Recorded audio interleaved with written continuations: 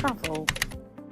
Hi, I'm Rianne, and I love to travel, and I would say I'm a quite confident traveller. Hi, I'm Kate. I'm a confident traveller and also a look mentor. Hi, I'm Abby. I'm also a confident traveller. I live above London, but I went to uni in Belfast, so I did a lot of travelling between Northern Ireland and England, and I'm also a look mentor. Today's podcast, we are talking about travelling. So that might be travelling in the UK, it also might be travelling abroad. We're just going to cover a whole host of situations. So let's go with train travel. How do you guys find train travel? I use trains all the time. I'm originally from the north. I went to uni in the Midlands. I currently live in Wales and I play football, so I travel around the country all the time using trains. I'm a lot more confident with trains with my guide dog. We use the passenger assistance app all the time, pre-book assistance, to help you make sure you get on the right train and any changes you have to do. But I've had pretty good experiences so far with trains. But I'd say, yeah, definitely more confident in trains. Does the passenger assistance work all the time? Passenger assistance has been hit and miss for me. It depends on the station. Some stations are really, really good and they show up all the time. But some stations I have to go and try and find it myself. But because I am a confident traveller and through the use of technology, I find where I need to go. But I like, especially if changeovers are quite short, making sure that I get on the right, make my connection and everything runs smoothly. Because most stations, escalators is the quickest mode of transport, but me and Honey can use steps and lift the easiest route.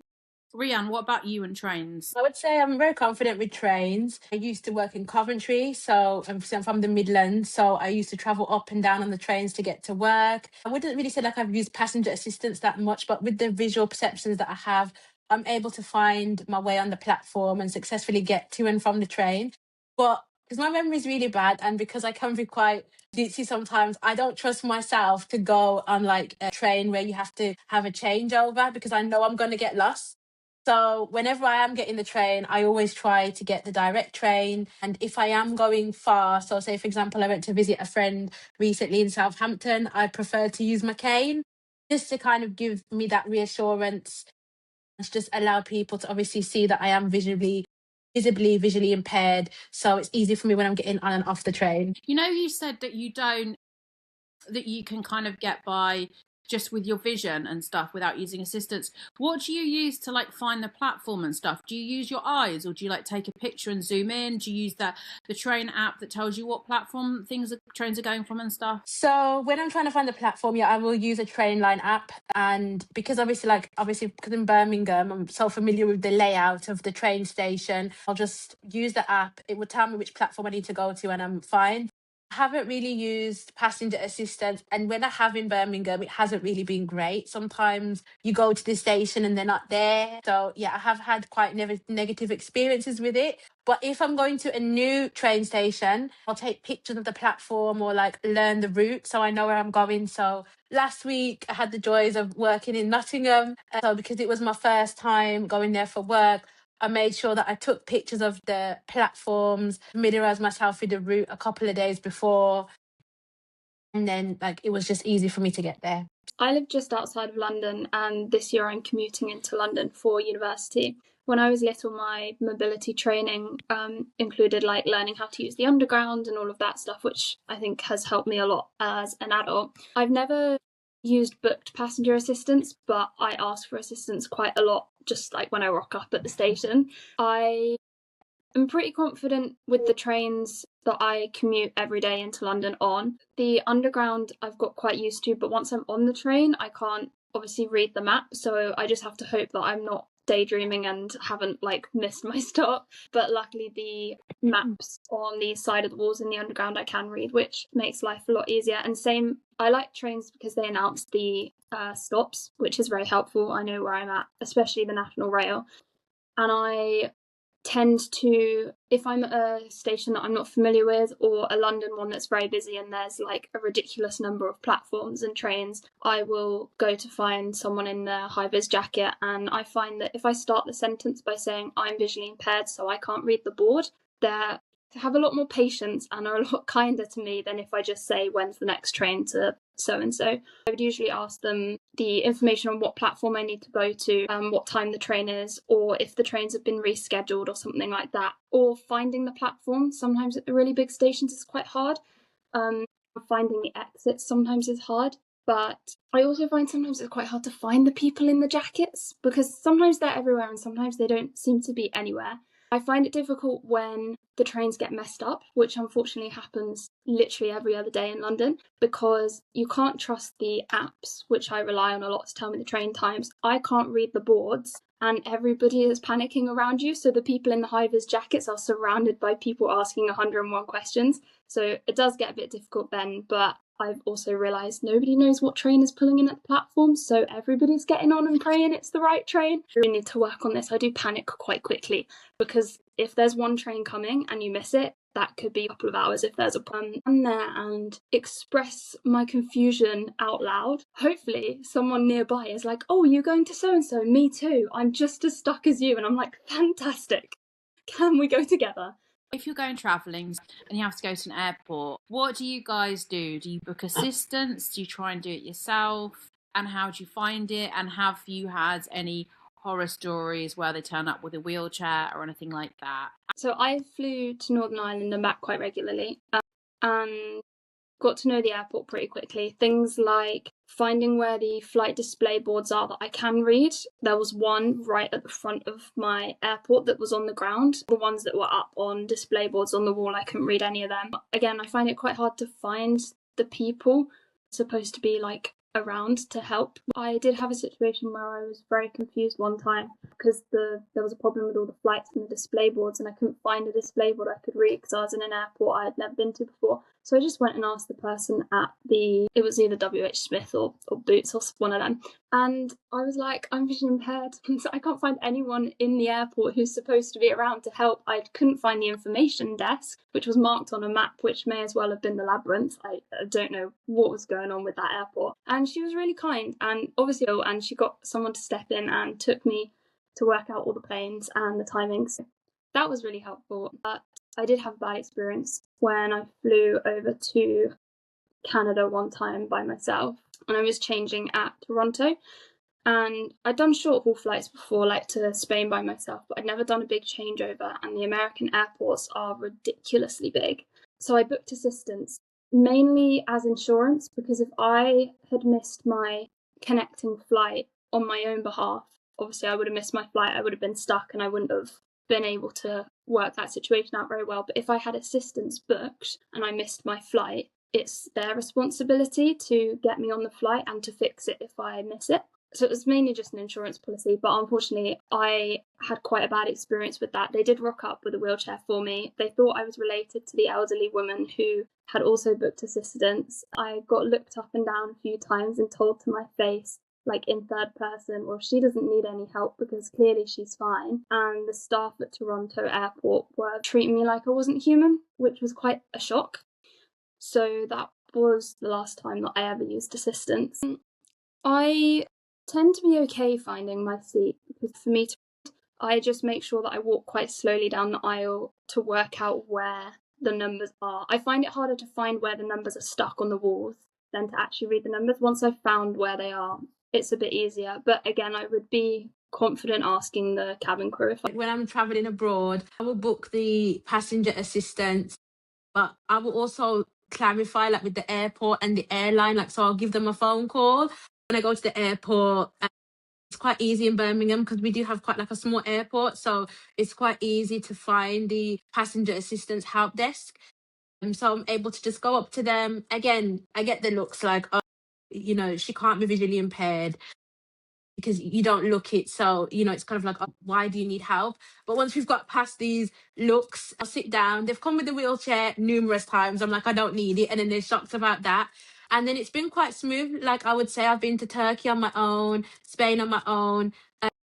And it's been fine traveling, like in terms of like getting the assistance and helping me with my luggage and stuff. But what I do think is like hard is that I don't know if it's the same in other airports, but in Birmingham, like when one person's taking you to designated area, you've got to wait for the next person to take you. But then like if you go to the toilet or if you go to like the shop or you get food, if you don't meet that person on time, you might not get assistance.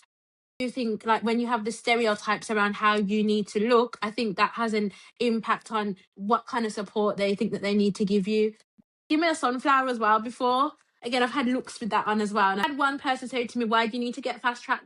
And I was like, because I have a visually impairment. So I feel like when you do get the cane, you get to use a fast track. And it's great as well. You get to jump the queues because airports are long and, you know, the queues are long. So any little thing to help, I'll definitely would, you know, do it.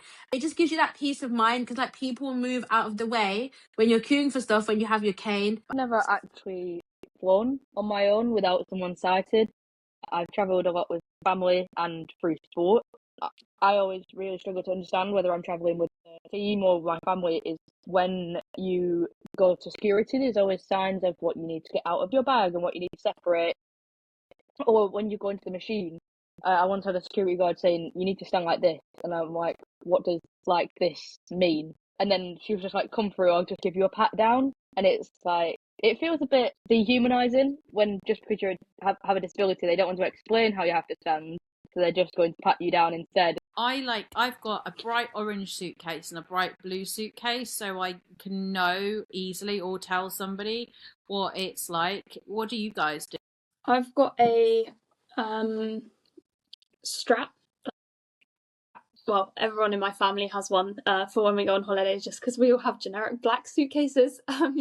But that's really helpful because, especially on shorter flights, I'm usually the only one with that colour strap around my suitcase, which helps, and also like kind of wiggling your way through when everyone's queuing to collect their bags, so that you're as close to the baggage system as you can. I realised one of my friends told me a really good like VI hack.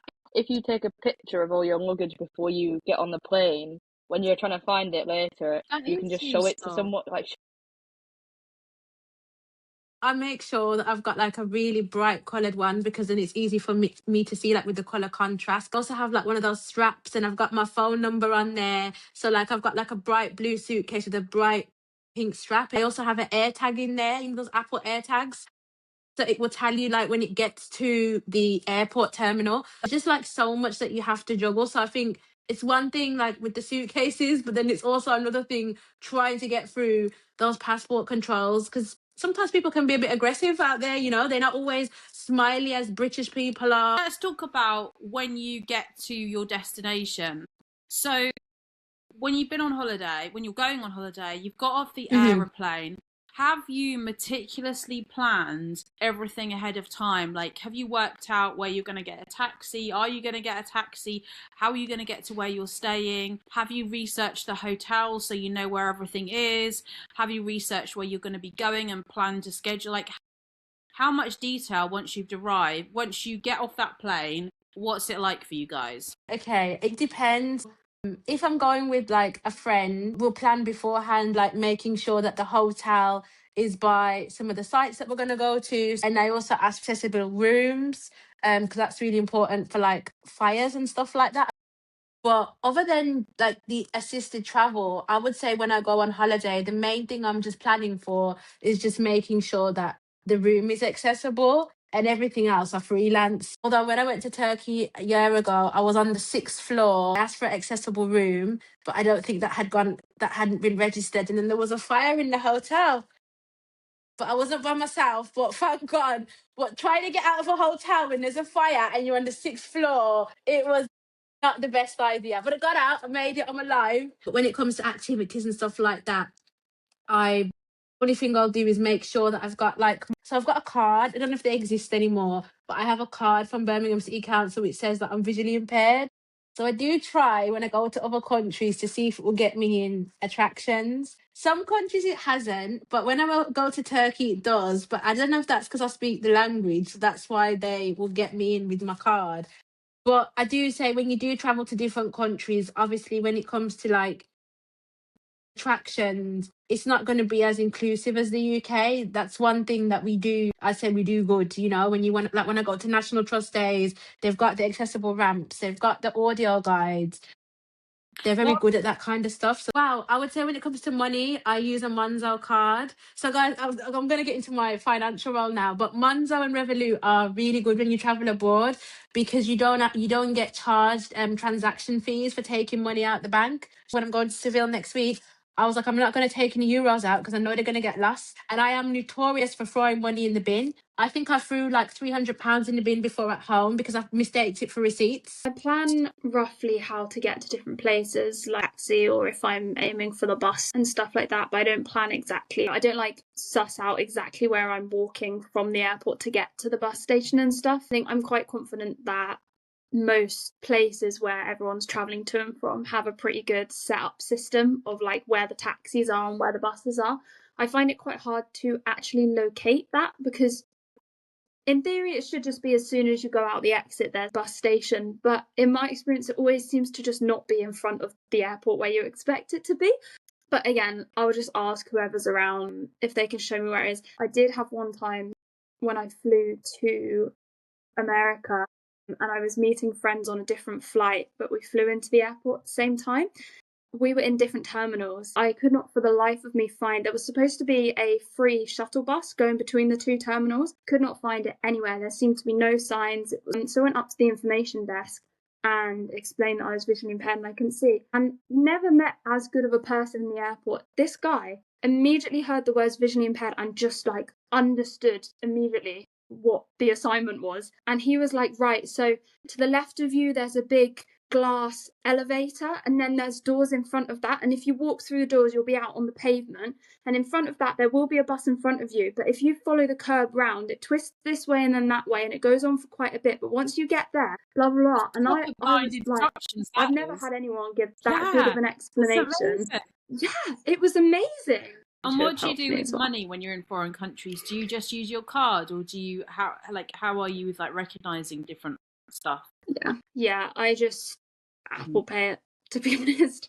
In terms of money, I do like to take some cash because I just sometimes tap my card and forget that it actually takes money out my account.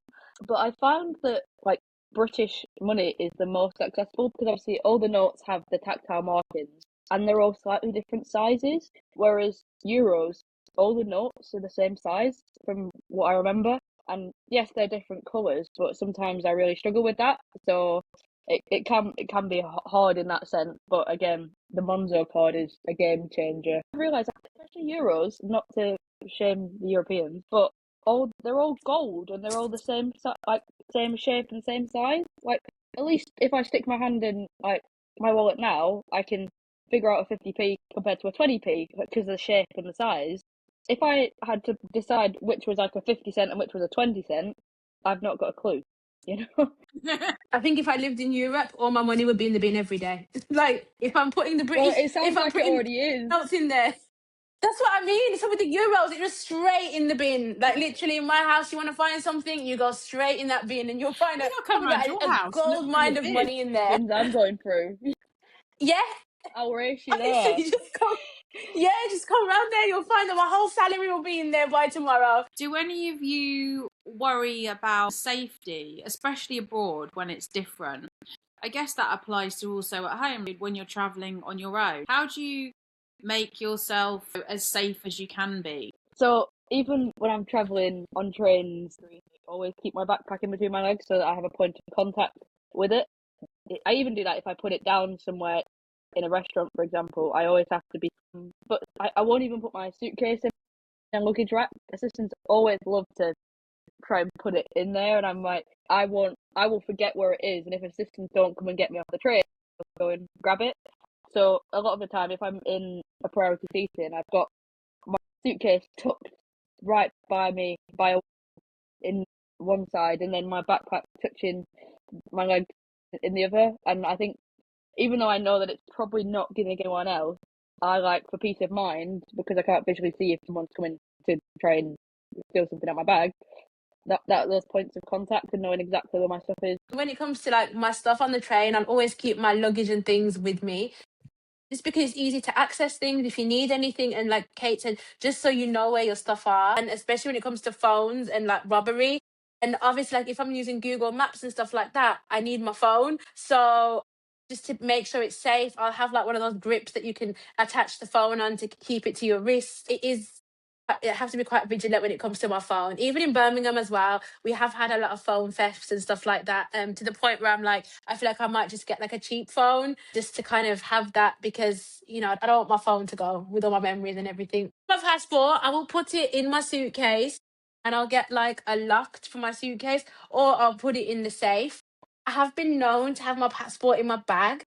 And people, and sometimes my bag's been open, and my friends are like, "Yeah, and how are you traveling with the passport in the bag and the bag's wide open?" So I always want to make sure that when I'm getting a room, it's got a safe in there, because you'd be surprised, some hotel rooms don't always have a safe. What has been said about kind of like basic safety, but it's that bit more important, like how much we rely on our phones. Obviously, if we're relying on it for navigation and we can't see any of the signs and the maps and stuff that are available to the public, it's quite scary with the thought of how many phones are snatched in London. But for me, I've got my train tickets on physical cards, the Oyster card, and there's a Thameslink one as well. Those are really helpful because I know if my phone gets stolen, I can 100% make it home by myself. I always make sure that my bag is looped around either my foot or my arm, just in case someone comes to swipe it off the seat next to me and I'm not quick enough to like see it and react to it.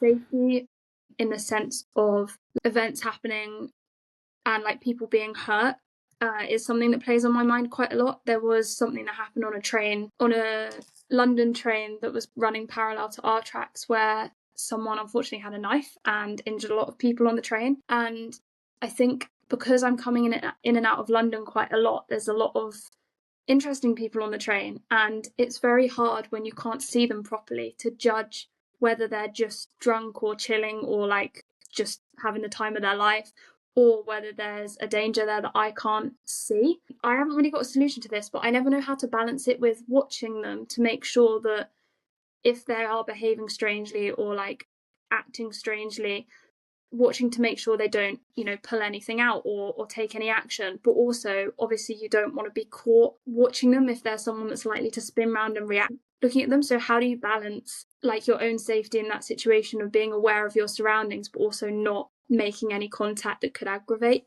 anything? I had quite a scary situation in Belfast where I was being followed, and it was a bit of a wake-up call because I hadn't really appreciated until that moment that I couldn't see to gather enough information to tell my friend who was following me and what they looked like and all of these things. So in that situation, I panicked and phoned him, and as I did, they like bolted basically. It was in a car, and yeah, it was just a bit of a wake-up call because the second I called my friend, I suddenly realised I had nothing to tell him other than I was being followed and I was scared I was going to get kidnapped.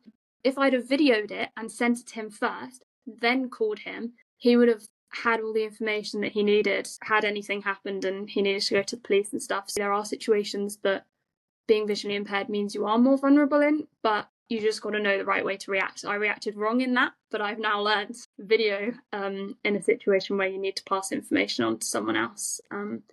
But yeah, for the most part, being in areas where there's lots of people around, on the trains, if anything did happen, I would know that everyone else would probably get up and react to that. So that, signifies that you should probably move as well. I think that safety when it comes to crime, that is really important for us because we are more vulnerable because we can't see, those maybe facial expressions or those bodily movements that someone might be doing just to give an inkling of, like I'm being stalked or I'm being followed. And you do hear a lot of these things that happen. And like you said, just making sure that you're staying in places that are crowded, being aware of your surroundings. Like say, for example, me, I won't be going outside in Birmingham at 11 o'clock at night on my own because it just really isn't safe at these times. And I think, for us, it's not just about the physical safety of like our assets, but it's also our safety as well, because there are some crazy people out there letting people know where you are. Like say, for example, if you're getting an Uber, I always send my location if I'm coming home late. So whoever I'm, with or whoever I've been at their house, they will know that I've got home. Or, if I've been in that Uber for too long, they'll just give me a little phone call to be like, "Hi, Rianne, is everything okay?" Kate and Rianne, and particularly Kate with a guide dog. Abby was saying about, like dodgy people who you don't know if they're going to mean harm to you. Do you not feel like when you use your cane or when you have your guide dog, you kind of attract those weird people too? From what I've realised, yeah. For example, last time I was in London, there was a guy who I couldn't figure out if he was drunk or he had like mental health problems or something, and he was just like talking to the dog, and I was just like, if I didn't have the dog, he probably would have just walked straight past me. Adding on to what Rian said about Uber, what I found really useful recently is you can put a privacy setting on so that you get a code, so your driver can't find where you're going unless you've given them the code. What one bit of advice would you give to a young person who was thinking about either going travelling or travelling in the UK independently but wasn't necessarily confident? Use passenger assistance, asking people for help. It took some time to ask other people, but now it's second nature, and people are always happy to help if they understand like why you're struggling. But yeah, don't let your VI stop you from traveling. Go experience the world. Take your time. Don't rush. First of all, we need to just enjoy the world and explore, but set yourself small goals first, because once you do the small goals, it will become easier and easier. My advice for traveling, if you're a bit nervous about it, would be do it, and do it scared. A lot of people, especially if you're traveling places like train stations and airports, there's a lot of people there who are literally employed to be there, who will be more than happy to help you if you get stuck. The words, "I'm visually impaired, so can you help me with blah, blah, blah," go a very long way when you're traveling. People are, in my experience, even if you haven't booked assistance, they're happy to give you the assistance that you need if you rock up somewhere and do get a bit thrown off by what's going on. I think also part of the fun in traveling is just working out like those little problems and how to get through them. And if you're scared, that's okay. Do it scared anyway, and it will become less scary the more that you do it.